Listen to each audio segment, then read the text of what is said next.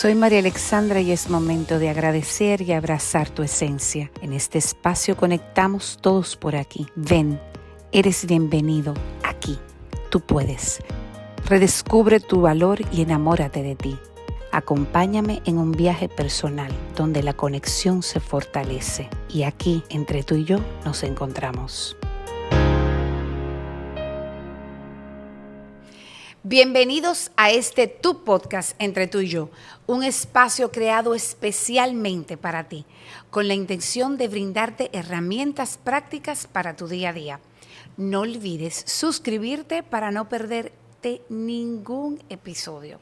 Y como siempre, aquí los invitados son premium y hoy tenemos la dicha de contar con la doctora Angeri de Peña, neuróloga y especialista en medicina interna.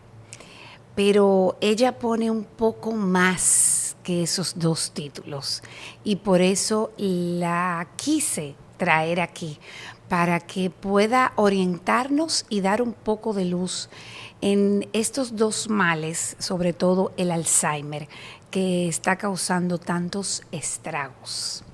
Bienvenida y mil gracias por aceptar esta invitación aquí en el podcast Entre Tú y Yo, que es tu podcast también. Muchas gracias. Para mí de verdad que es un gran honor estar aquí esta tarde contigo y con toda la audiencia.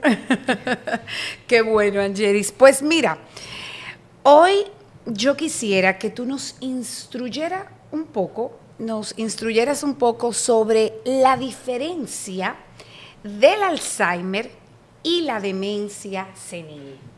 Bien, eso es un tema muy interesante porque realmente, como parte de nuestro proceso de envejecimiento, ya es bien sabido que vamos a ir perdiendo algunos dominios. O sea, parte de lo que sucede en nuestros cerebros es un proceso de atrofia cortical. Eso quiere decir que el cerebro va perdiendo un poco de tamaño, se va poniendo un poquito más pequeño que cuando éramos más jóvenes. Eso nos pasa a la mayoría, por no decir a todos nosotros. Siendo así, como nos pasa en la piel, como nos pasa en los músculos. Como parte de ese proceso del envejecimiento, algunos de nuestros dominios de la esfera cognitiva van sufriendo y van viéndose atacados. Eso va a depender de cuáles áreas se atrofien más, de cuáles sean nuestras áreas menos fuertes. O sea, todos tenemos áreas de dominio más fuertes o menos fuertes. Eso va a ser independiente de que el paciente tenga un proceso de Alzheimer o una demencia de cualquier índole. Eso nos va a pasar a todos. Si medimos a una persona con 80, 90 años y lo comparamos con esa misma persona a los 30 o a los 40, vamos a ver cierto déficit. Ahora bien, cuando ya hablamos de las demencias degenerativas, las demencias neurodegenerativas, siendo la enfermedad de Alzheimer la más frecuente y digamos que el buque insignia de todas ellas, sí, estamos hablando de una enfermedad con un curso en donde esa atrofia cortical que habíamos mencionado es más severa, puede tener diferentes patrones.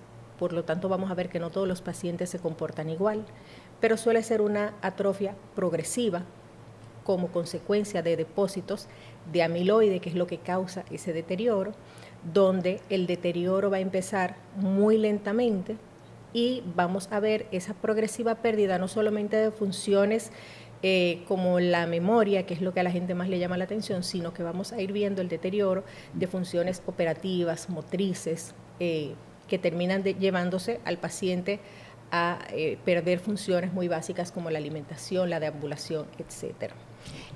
Pero ¿cómo, por ejemplo, una persona puede notar que un envejeciente que tiene al lado, normalmente sus padres, algo así, tú notas como, ay, se me olvidó tal cosa, ¿qué quería decirte? Me lo repite 2 o 3 veces. ¿Qué cosas tú crees que nosotros nos podemos como poner alertas para un chequeo neurológico? Esa es una pregunta muy interesante y muy buena. Realmente nosotros estamos siendo más proactivos a la hora de captar los pacientes. Y eso es una cosa que yo quiero que la gente lo tenga bien claro. Antes esperábamos que los familiares nos llevaran a los pacientes porque ya papá se perdió. Exacto. Porque ya mamá antes leía y ahora dejó de leer porque ya no lo puede hacer. Y lo que se notaba era que cuando captábamos los pacientes que ya estaban en ese estadio, habíamos perdido décadas de función cognitiva de ese paciente. Claro. Cuando ya se sabe que los síntomas iniciales suelen ser muy leves, suelen ser un episodio de desorientación breve que pudo haber pasado 10, 15 años atrás, en donde ese paciente a lo mejor estoy en una calle que frecuento todos los días y de repente me quedé en blanco, no sabía dónde estaba. No, exacto. Exacto. Y volví y nada, o sea, me pasó un episodio rápidamente. Y a veces te lo dicen, ay, pero tú no sabes, me perdí. Y uno lo coge como que, eso que tú estabas pensando en muchas cosas, pero hay que poner alerta a esa situación. Pérdida leve de funciones que son comunes. O sea, por ejemplo, ese paciente que en su trabajo, por ejemplo, podía hacer un informe en 15 minutos, ya ese informe le toma el doble del tiempo. Y él termina haciéndolo, pero le toma el doble de tiempo. O este paciente que era muy proactivo armando cosas, o que trabajaba, o que por ejemplo era muy diestra en la cocina y hacía muchas cosas, de repente, no, ese plato que era su plato favorito, su plato que la caracterizaba, de repente empieza a dejar de ponerle cosas. O empieza a que hoy me queda de una manera, hoy me queda de otra, y ya empieza a dejar de hacerlo porque, mira, no me sale, ya no me gusta. Y entonces empieza a buscar muletillas de que ya no me gusta. Ya no lo hago porque los ingredientes no son iguales. No son lo mismo, la mantequilla no es igual. No es la misma. Y entonces el paciente empieza a buscar excusas. Pero otra cosa muy interesante es que a veces ocurren cambios del patrón de conducta que se dejan pasar. O sea, ese paciente que normalmente... Le da más ansiedad, puede ser. Que normalmente es un paciente dócil, tranquilo, empieza a expresarse de una manera más irascible o utiliza un vocabulario inapropiado o empieza a ser un paciente todo lo contrario, que normalmente era muy independiente y ahora depende de todo. O sea, son pequeños cambios lo que al principio se empiezan a ver. ¿Y a qué edad tú recomiendas que uno se haga un examen neurológico?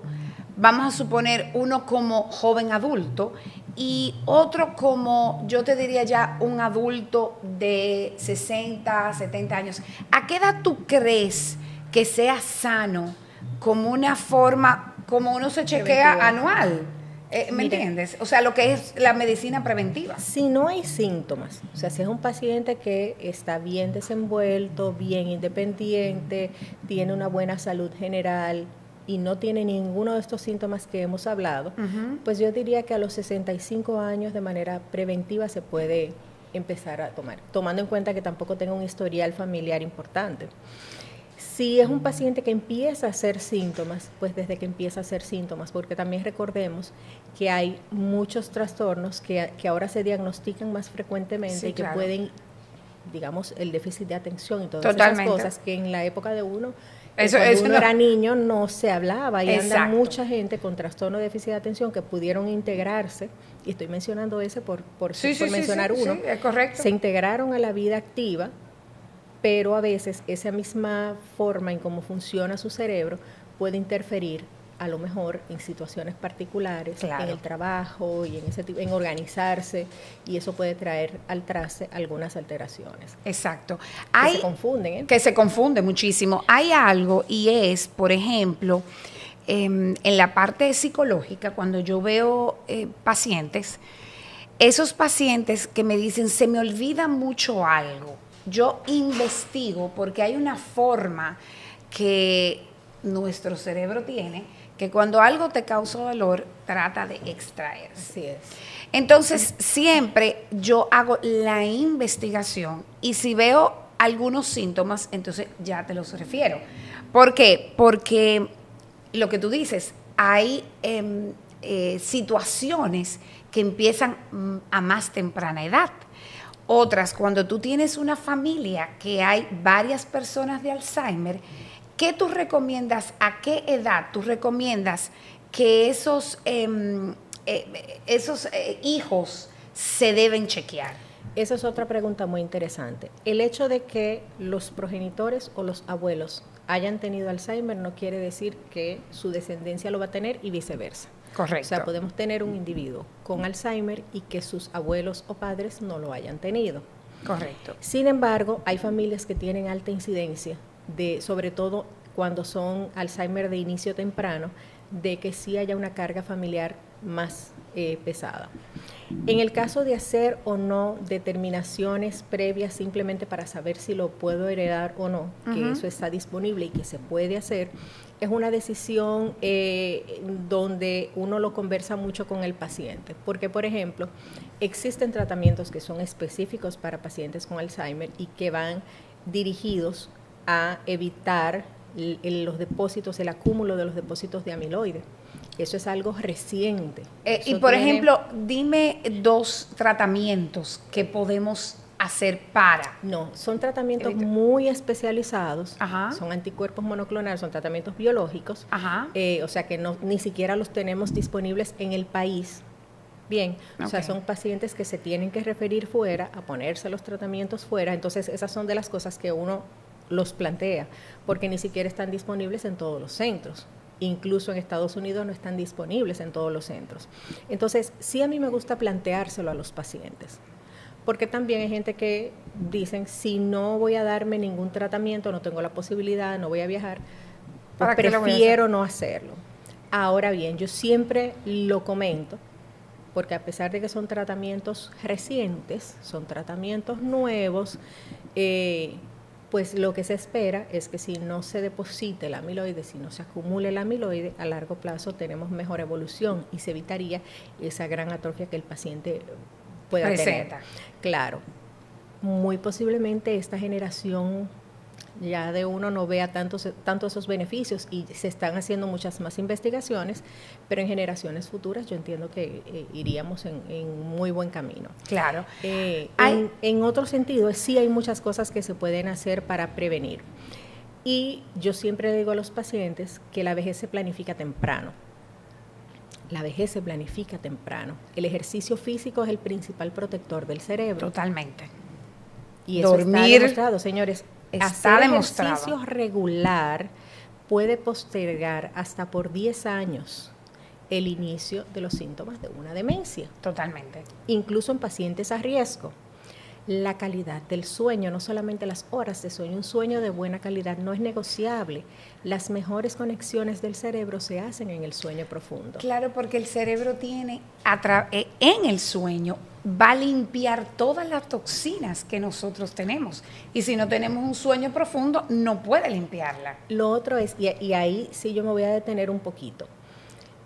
Yo comento mucho que en los pacientes ya de edad avanzada, a veces se les quiere cohibir mucho, sobre todo en países como el nuestro, en donde no hay un buen esquema de qué hacer. Envejeciente, sí. Exactamente. Sí. O sea, te jubilas y te vas para tu casa a mirar para arriba. Y eso anula.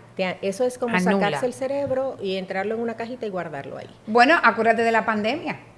¿Qué pasó? Y hubo gente joven porque estaba arrancado. La socialización, cuando el paciente sale de su casa, cuando Totalmente. el paciente... Incluso si no hace nada, simplemente salir de su casa, ya. El cerebro conecta muchísimas áreas. Totalmente. El tener actividad cognitiva, o sea, me pongo en un curso de algo que siempre haya querido hacer, me pongo en ejercitar áreas, hago lectura comprensiva, porque con la lectura pasa mucho que el paciente lee y cuando termina de leer no sabe qué leyó.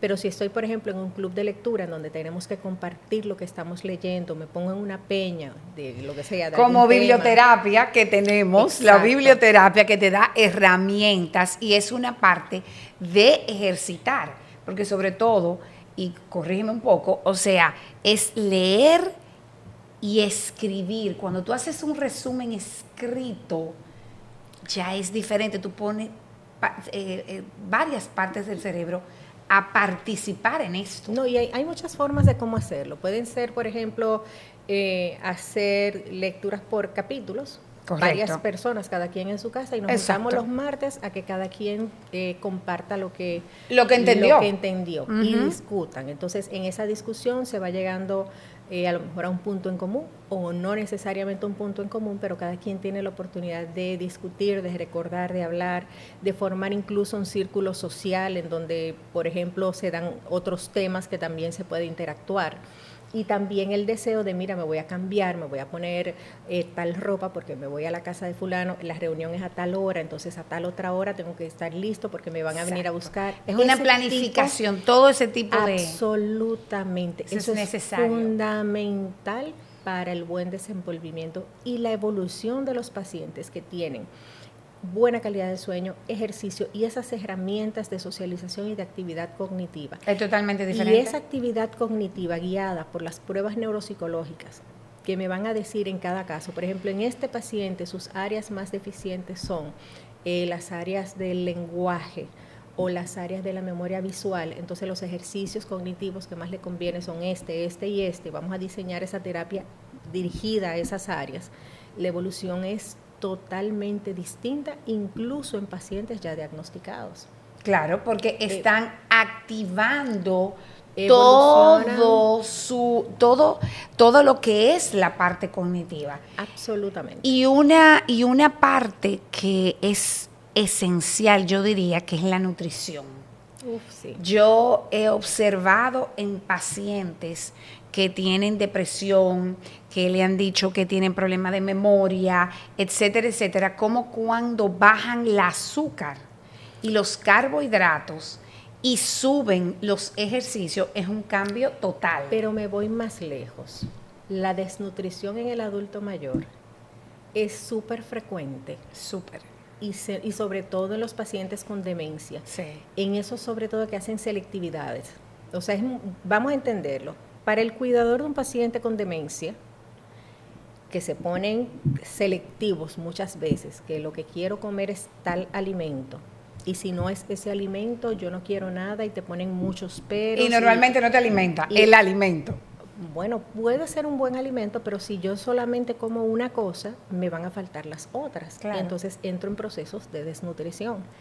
La evolución negativa que tienen esos pacientes es horrorosa. Y mucho más rápido. Los déficits de electrolitos, o sea, por ejemplo, uno tener un paciente que esté estable y que se tenga que ingresar porque en un proceso gastroenterológico hizo un déficit de hidroelectrolítico, ese paciente se retrasa horriblemente. Y se deshidratan y eso afecta todos los órganos. Horriblemente, y volverlo a llevar a un buen nivel es un trabajo complejo. Muy complejo.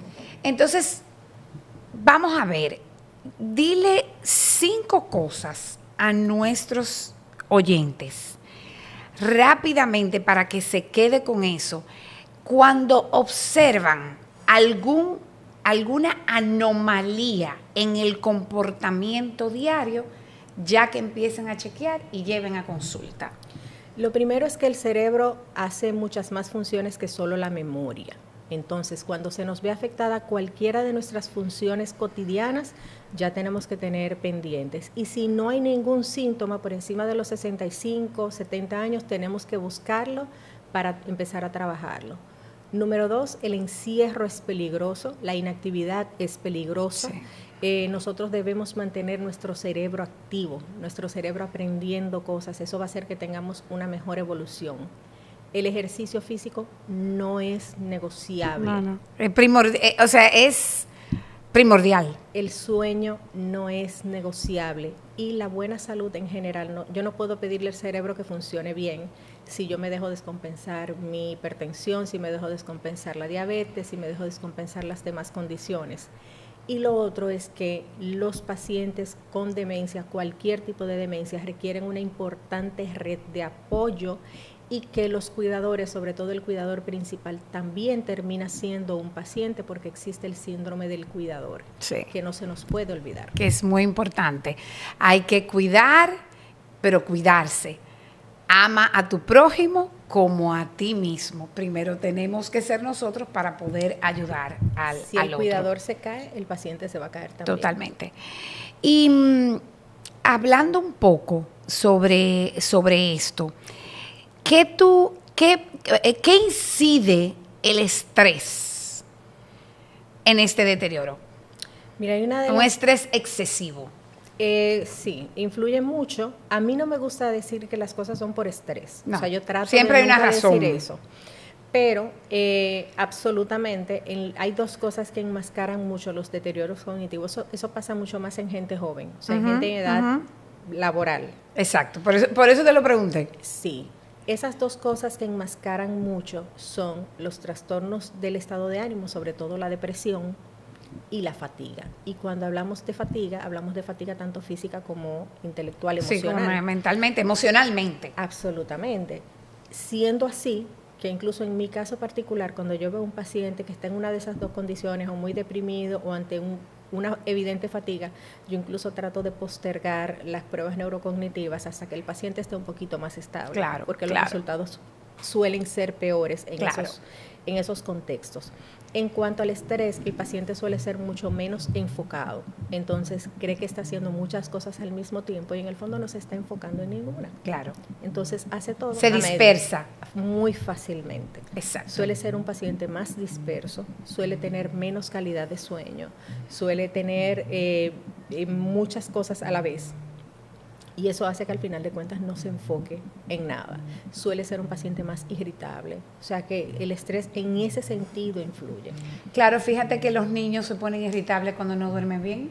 Absolutamente. O sea, fíjate lo importante que es el sueño, porque nuestro cerebro tiene que descansar. No, y el estrés es proinflamatorio en sentido totalmente, general. totalmente. En sentido general. Pero eso se nota mucho más en pacientes más jóvenes, en pacientes en edad productiva, en edad laboral, en estudiantes. El estrés, la ansiedad, hay una serie de cosas. ¿Qué influye? O sea, absolutamente hay que tenerlo más controlado, mejor manejado. Yo le digo a la gente que no estresarse es prácticamente imposible, pero que tenemos que buscar la manera de tener mejor gestión del estrés. Claro. Que ese estrés que va a llegar, que no hay forma de que no llegue, exacto, pues logremos manejarlo mejor. Exacto. El tráfico siempre va a estar, cada vez va a estar peor porque son más automóviles.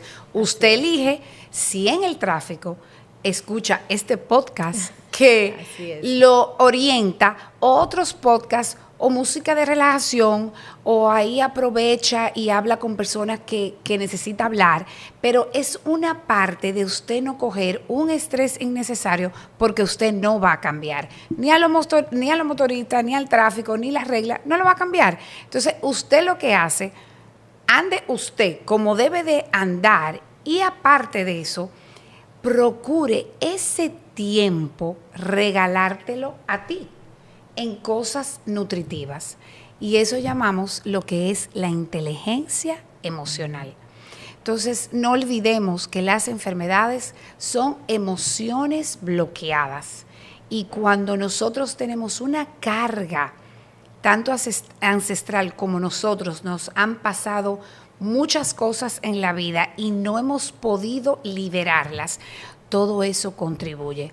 Entonces, es una pena porque nunca nos queremos despedir porque hay mucha información, pero sí vamos a invitar a la doctora Angeri otra vez para que nos hable de otras posibles soluciones que podemos hacerlo a tiempo. Ya, gracias a Dios, hay tanta información que antes no la teníamos, que podemos educarnos y saber todas las funciones de nuestro cerebro para nosotros poderle sacar mayor y siempre provecho. Se está investigando más y de verdad que para mí sería un anhelo que se trabaje más en cuanto al derecho de envejecer dignamente. Totalmente. Totalmente. Y de que los pacientes tengan una mejor evolución. Y una mejor calidad de vida, que se pueda ayudar a que no se sientan que ya no sirven para nada. Es una expresión que oigo mucho, ya no sirvo para nada, ya no soy el mismo, ya no tengo la fuerza, ya no tengo esto, pero hay muchas cosas que se puede hacer. Por eso cultivarse desde joven es tan importante y ver la diferencia, Angeri, de grupos que yo veo de envejecientes que se juntan, porque el ser humano es un ente social. La socialización es fundamental. Es fundamental. Tú ves que se juntan esos grupos y hasta bailan, hacen juegos, Vamos a hablar sobre el ajedrez, lo que ayuda el ajedrez como juego y una serie de cosas que se puede hacer en la casa, que no es ver novelas, no es ver la televisión, las redes no nos ayudan, pero vamos a esa cercanía que tenemos con las redes, vamos a usarla a nuestro favor. Hay tantas cosas nutritivas y de conocimiento que podemos ayudarla. Señores, sin más, es una pena, pero mil gracias, Angeli, aunque sea corta, pero nos enseñó mucho. Y aquí abajo les dejo la consulta de Angelis, que atiende en 3 sitios, en MedicalNet, en Cedimat y en Label González. Y es una persona realmente que se trata de compenetrarse con el paciente. No es un número más, es una persona y es un humano y tiene derechos. Señores, una vez más, aquí entre tú y yo, acuérdense, enamórate de ti. Soy María Alexandra y es momento de agradecer y abrazar tu esencia. En este espacio conectamos todos por aquí. Ven, eres bienvenido aquí. Tú puedes. Redescubre tu valor y enamórate de ti.